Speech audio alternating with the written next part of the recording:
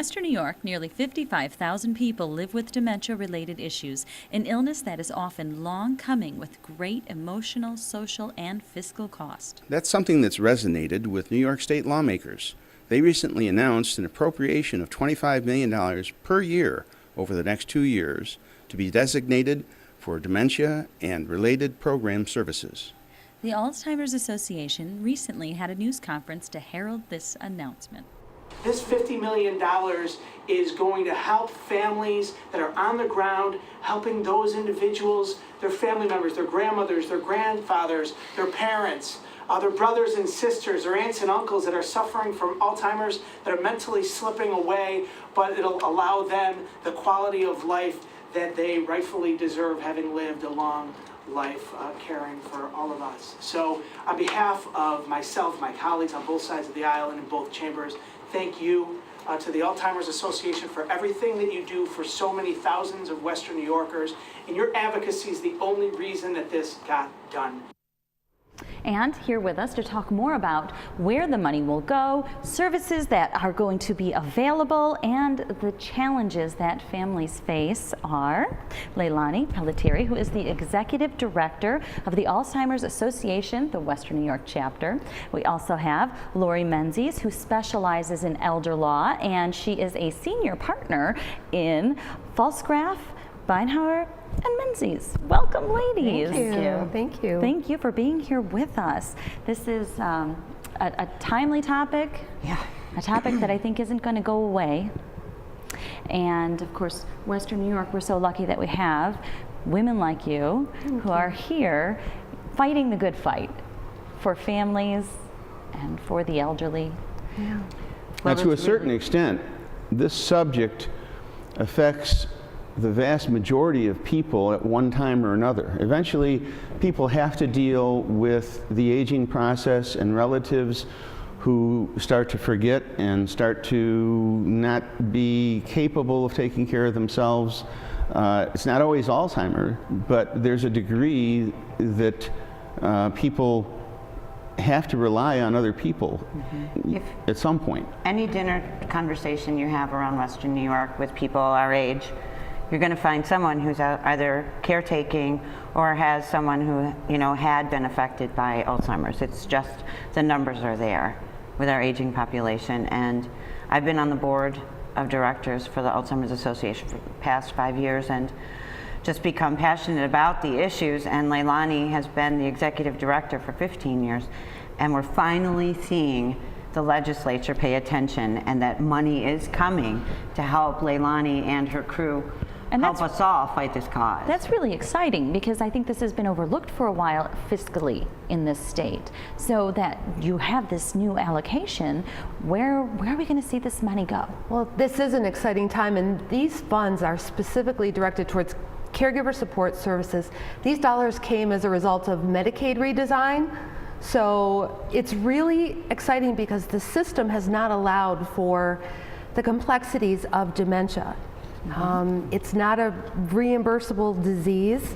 It didn't fit anywhere into the payment schedule, so for a long time it got overlooked.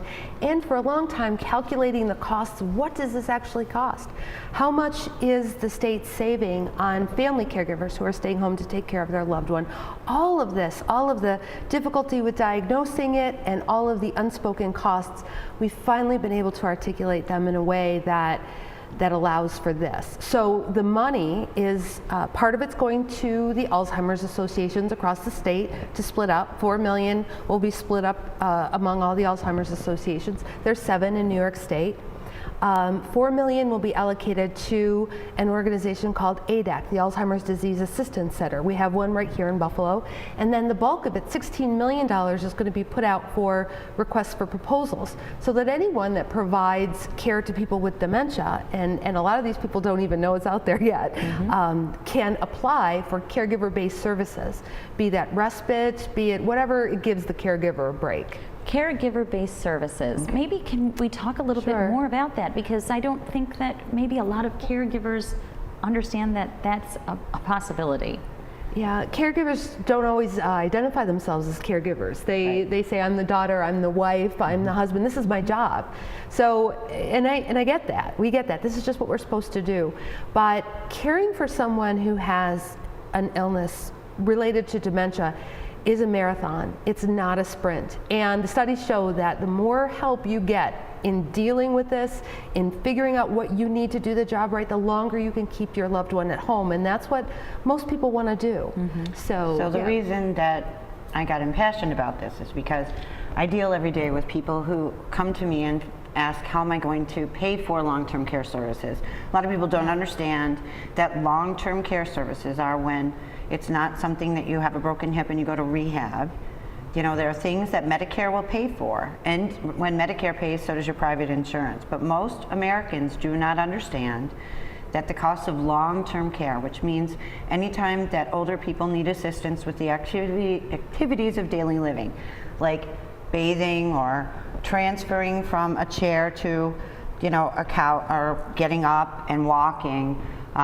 Things like preparing meals are, you know, non-essential, but yes, essential activities of daily living. There are all these different categories, but once you need help sort of living, which happens to all of us if you live long enough. It took my dad till 93, but once it hits, there is no help for that. There is no payment.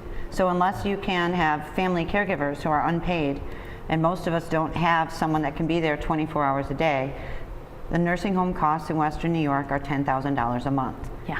And until you reach impoverishment, there is no government program. And so for people who have someone with dementia, the treatment for dementia is different. If you have diabetes, it's covered by Medicare and the treatment is dialysis.